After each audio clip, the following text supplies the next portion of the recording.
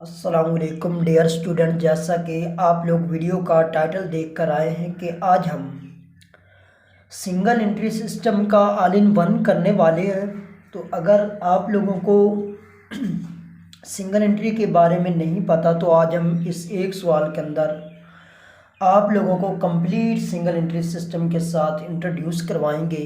और इस वीडियो को देखने के बाद इंशाल्लाह आप लोग 20 नंबर का जो सिंगल एंट्री सिस्टम का क्वेश्चन है वो इजीली हल कर पाएंगे। तो 20 नंबर का क्वेश्चन होता है, इस वजह से आप लोगों ने एहतियात से इसे करने की कोशिश करनी है। थोड़ी सी प्रैक्टिस के बाद आप इंशाअल्लाह ताला इस काबिल हो जाएंगे कि आप लोग सिंगल एंट्री सिस्टम का क्वेश्चन इजीली कर पाएंगे। तो जी आप लोगों का वक्त ज़ाया किए बगैर हम अपने क्वेश्चन की तरफ बढ़ते हैं। अगर उसने सिंगल एंट्री सिस्टम के अंदर आप लोगों से जो पूछेगा वो पूछेगा कि statement of profit and loss बनाएं, कि नेट प्रॉफिट होगा या नेट लॉस होगा वो मालूम करने के लिए आप लोगों से पूछेगा, जिसके लिए 3 चीज़ें मस्ट है: ओपनिंग कैपिटल, क्लोजिंग कैपिटल और ड्राइंग। और अगर वो ओपनिंग कैपिटल दे देता है या क्लोजिंग कैपिटल दोनों दे देता है तो most welcome, well and good, फिर तो आप लोगों के लिए कोई दुश्वारी नहीं। अगर वो ओपनिंग कैपिटल क्लोजिंग कैपिटल नहीं देता तो फिर हमें बनानी पड़ेगी ओपनिंग कैपिटल भी क्लोजिंग कैपिटल भी। जी तो सबसे पहले तो हम सीखते हैं कि हम बनाएंगे कैसे। जैसा कि सबसे पहले आप लोगों ने नेम लिखना है, उसके बाद क्या लिखेंगे, स्टेटमेंट ऑफ अफेयर्स। अगर ओपनिंग बना रहे हैं तो हैज़ ऑन जनवरी 1 2009। अगर क्लोजिंग बना रहे हैं तो फिर हैज़ ऑन 31 दिसंबर 2009, या जिस मंथ को भी वो क्लोज कर रहा है तो उसको बनाएंगे। इसके बाद स्टेप नंबर 2 होता है कि आप लोगों को एसेट्स और लायबिलिटीज़, एसेट्स जो मालिक की मलकियत, लायबिलिटीज़ जो वाजिबात मालिक ने अदा करने होते हैं, आप लोगों को वो याद होने चाहिए। अगर वो याद हैं तो फिर आप आसानी से बना पाएंगे। जैसा कि कैश आप लोगों का एसेट्स है जी, बैंक बैलेंस एसेट्स है जी, स्टॉक या लफ्ज़ लिखा होगा स्टॉक इन ट्रेड एसेट्स है जी, सनरी डाटर आप लोगों का एसेट्स, फर्नीचर आप लोगों का एसेट्स, मशीनरी आप लोगों का एसेट्स, बिल्डिंग हो सकता है, लैंड हो सकता है, बिल्स रिसीवेबल हो सकता है, प्लांट हो सकता है, मोटर वैन हो सकता है, फिक्चर एंड फिटिंग हो सकता है। ये जो कुछ क्वेश्चन दिए गए थे उनमें से मैंने ये टोटल मतलब एसेट्स निकाले हैं, ठीक है। ऐसे ही जो आप लोगों के लायबिलिटीज़ हैं वो कौन सी हैं, जैसे जी आप लोगों का सैलरी क्रेडिटर, वो लोग जिन लोगों को आप लोगों ने पैसे देने होते हैं। बिल्स पेएबल, ऐसे बिल्स जो आप लोगों ने अभी अदा करने, बैंक ओवरड्राफ्ट, लोन, ये होते हैं आप लोगों के जी कुछ एसेट्स और लायबिलिटीज़ थी जो मैंने आपको बताई। उसके बाद आप लोगों ने क्या करना होता है, एसेट साइड हमेशा बड़ी आ रही है, आपने इसको कैलकुलेट करना है। कैलकुलेट करके इसको अपनी लायबिलिटी साइड पर भी लिखना है, और उसमें से ये टोटल जो आप लोगों की लायबिलिटीज़ होती हैं वो माइनस करेंगे तो आप लोगों के पास ओपनिंग कैपिटल आ जाएगा। ओपनिंग कैपिटल के लिए तो जस्ट आपको इतनी ही चीज़ की ज़रूरत होती है कि आप लोगों को एसेट्स और लायबिलिटीज़ याद है तो आप लोगों ने पुट करना, एसेट को टोटल कैलकुलेट करेंगे, कैलकुलेट करने के बाद लायबिलिटीज़ साइड पर लिखेंगे और लायबिलिटीज़ टोटल उसमें से माइनस करेंगे तो बकाया आप लोगों के पास ओपनिंग कैपिटल आ जाता है। लेकिन क्लोजिंग कैपिटल के लिए आप लोगों को कुछ एडजस्टमेंट देते हैं। एक चीज़ आप लोगों ने हमेशा याद रखनी है कि जो एडजस्टमेंट दी जाती हैं वो सिर्फ और सिर्फ या फिर इस्तेमाल हो रही होती हैं प्रॉफिट एंड लॉस अकाउंट बनाने में, statement of profit and loss account बनाने में, या फिर स्टेप नंबर 2 वो जो इस्तेमाल होती हैं वो आप लोगों की क्लोजिंग कैपिटल बनाने में इस्तेमाल होती हैं।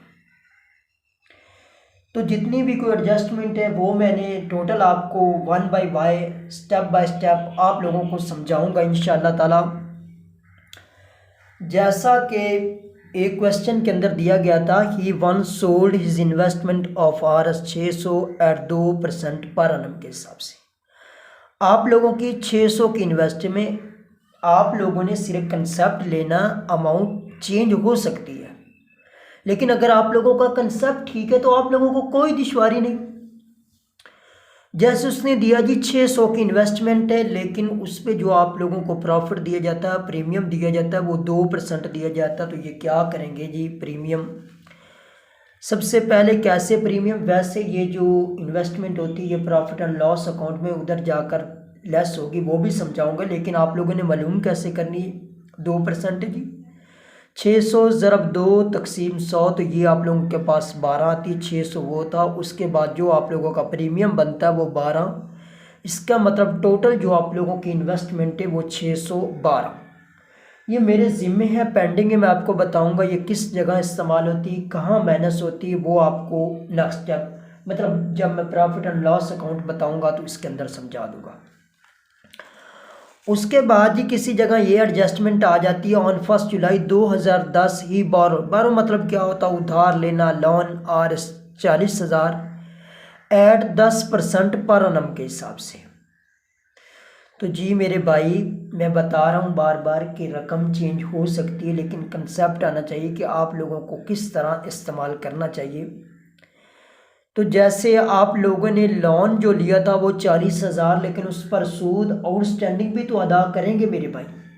तो वो कैसे मालूम करेंगे, जैसे 40,000 ज़रब 10 तकसीम 100, यहाँ 5% होता तो 5 तकसीम 100, यहाँ 20 होता तो 20 तकसीम 100। उसके बाद जी आप लोगों ने मंथ कैलकुलेट करना। फॉर एग्जांपल 1 जुलाई को लिया तो आपने 6 माह इस्तेमाल किए, अगर 1 अप्रैल को लिया तो फिर 9 माह। जब हमने 9 माह या 6 माह इस्तेमाल किया तो फिर हम साल का कैसे सूद अदा करेंगे। हम सालाना तौर पर ये सिंगल इंटरेस्ट सिस्टम बनाते हैं, हम 12 मंथ का क्यों सूद अदा करेंगे। हमने 6 माह इस्तेमाल किया, हम 6 माह का, अगर 9 माह तो 9/12, जितने माह हमने इस्तेमाल किया वो 40,000 ज़रब 10 तकसीम 100 ज़रब 6 तकसीम 12, तो जैसे 2,000 आता है। तो कितना आ गया मेरे भाई, 42,000। अब जब आप लोगों ने लायबिलिटी साइड पर जैसे यहाँ लोन लिखा, क्या 40,000 लिखेंगे, बिल्कुल नहीं भैया। 40,000 लोन है आप लोगों का, और जो आप लोगों का 2,000 है वो आपके लोगों का क्या है जी, आउटस्टैंडिंग है, वो भी साथ लिखेंगे। समझो लायबिलिटीज टोटल जो आप लोगों की बनती है जी वो 42,000 की बनती है। ऐसे जी और देखते हैं जी, और कोई एडजस्टमेंटें हैं उनको भी इंशाल्लाह ताला 1 बाय 1 डिस्कस करते जाते हैं जी। क्वेश्चन के अंदर दिया होता है जी depreciation on plant 10%, depreciation on machinery, building, किसी चीज़ पर भी अगर डेप्रिसिएशन देता तो आप क्या करेंगे जी। जो उसकी फिगर है, फॉर एग्जांपल प्लांट की जो अमाउंट है वो 4,000 है जी, 10% दिया गया था, ज़रब 10 तकसीम 100, ये 400 आता है। और प्लांट आप लोगों का सर से क्या आप 4,000 फिगर पुट करेंगे सर के, बिल्कुल नहीं मेरे भाई। 4,000 में से डेप्रिसिएशन माइनस करने के बाद 3,600 अमाउंट की कॉलम के अंदर पुट करेंगे। अगर 20% होता था 20 तकसीम 100, ऐसे 5% होता 5 तकसीम 100। फिगर चेंज होती है, परसेंटेज चेंज होती है, लेकिन आप लोगों को तरीकाकार आना चाहिए, कंसेप्ट आना चाहिए, तो आप इजीली उसे सॉल्व कर सकते हैं। उसके बाद ये सैलरी डेटर अगर सिर्फ प्रोविज़न दी जाती तो फिर मैं क्या करता, 1,050 ज़रा 5 तकसीम 100 करके प्रोविज़न माइनस कर देता। लेकिन किसी जगह दिया जाता है इररिकवरेबल डेटर्स या बैड डेट्स। डेटर्स होते हैं वो लोग जिन लोगों से आप लोगों ने पैसा लेना होता है, और बैड डेट्स, बैड ऐसे लोग जो आप लोगों का पैसा नहीं देते। साफ ज़ाहिर है हर बिज़नेस के अंदर अच्छे बुरे लोग होते हैं, ऐसे लोग जो बुरे लोग हैं, या आप लोग पहले ही सोच लेते हैं कि हमने बिज़नेस किया जी 40,000 का, इतना पैसा हमारा क्या होगा, डूब जाएगा, लोग पैसा नहीं देंगे। तो सबसे पहले करेंगे उनको माइनस, जैसे 1,050 में से 50 माइनस के 1,000। उसके बाद मज़ीद प्रोविज़न रख लेते हैं कि इतने सारे लोगों का खदशात है कि ये भी हमारा पैसा डूब जाएगा। फॉर एग्ज़ाम्पल 5%, आप क्या करेंगे, 1,000 ज़रा 5 तकसीम 100, तो ये 50 वो भी माइनस करेंगे। अब अमाउंट के कॉलम के अंदर 950 लिखेंगे, ना कि 1,050 लिखेंगे। अमाउंट चेंज हो सकती है, परसेंटेज चेंज होगी, आप उस तरीके से उसे सॉल्व करेंगे। उसके बाद जी मैंने देखा बहुत से स्टूडेंट परेशान हो जाते हैं जी, इंटरेस्ट ऑन कैपिटल जी। इंटरेस्ट ऑन कैपिटल कैसे मालूम करेंगे जी, सबसे पहले जी ओपनिंग कैपिटल जितनी परसेंटेज दी गई 6%, 10%, 7%, ज़रब वो करेंगे, जैसे ज़रब 10 तकसीम 100 400 आता। उसके बाद अगर आपके क्वेश्चन के अंदर फ्रेश कैपिटल दिया जाता है या इंट्रोड्यूस कैपिटल दिया जाता है या एडिशनल कैपिटल दिया, ये सब कैपिटल एक ही वो वाला कैपिटल जो साल के अंदर आप लोग इस्तेमाल करते हैं, वो वाला कैपिटल, उसका क्या करेंगे, जैसे जी फ्रेश कैपिटल या इंट्रोड्यूस कैपिटल या एडिशनल कैपिटल दिया गया, जैसे 600 का ज़रब 10 तकसीम 100। उसके बाद आप लोगों ने चेक करना है कि आपने उसे इस्तेमाल कितने किया। फॉर एग्जांपल अगर 1 जुलाई को है तो फिर 6 माह इस्तेमाल किया, 6/12। अगर 1 अप्रैल को है तो फिर 9/12। आप लोगों ने मंथ कैलकुलेट कर लेने हैं कि कितने मंथ आप लोगों ने इस्तेमाल किया वो, ठीक है। जैसे ये आप लोगों का 30 आया, तो इंटरेस्ट ऑन कैपिटल जो आया वो 430 आया जी। उसके बाद किसी क्वेश्चन के अंदर बैंक बैलेंस के साथ CR या DR लिखा, अगर CR लिखो तो फिर आपका बैलेंस जो बैंक बैलेंस वो एसेट्स नहीं होगा, बल्कि क्या होगा, लायबिलिटीज़ होगा। अगर DR लिखा तो फिर आप लोगों का एसेट्स होगा। इसके बाद ये स्टेप जो आता है वो आप लोगों का आता है जी, आप लोगों ने जो आप लोगों से पूछता है जी, statement of profit and loss account बनाए, तो जी मेरे भाई नाम, उसके बाद statement of profit and loss for the year ended 31 December 2005 particular amount. दो चीज़ें आप लोगों ने प्लस करनी, कौन कौन सी याद रख लें। पहली है जी क्लोजिंग कैपिटल और दूसरी क्या जी ड्राइंग। अब मैंने आप लोगों को ओपनिंग कैपिटल मालूम करना सिखाया, क्लोजिंग कैपिटल, उसके बाद एडजस्टमेंट के बारे में भी बताया। अब जो लास्ट स्टेप है, जो सवाल की रिक्वायरमेंट है, जो आप लोगों से पूछता है, वो बताना चाह रहा हूँ आप लोगों को।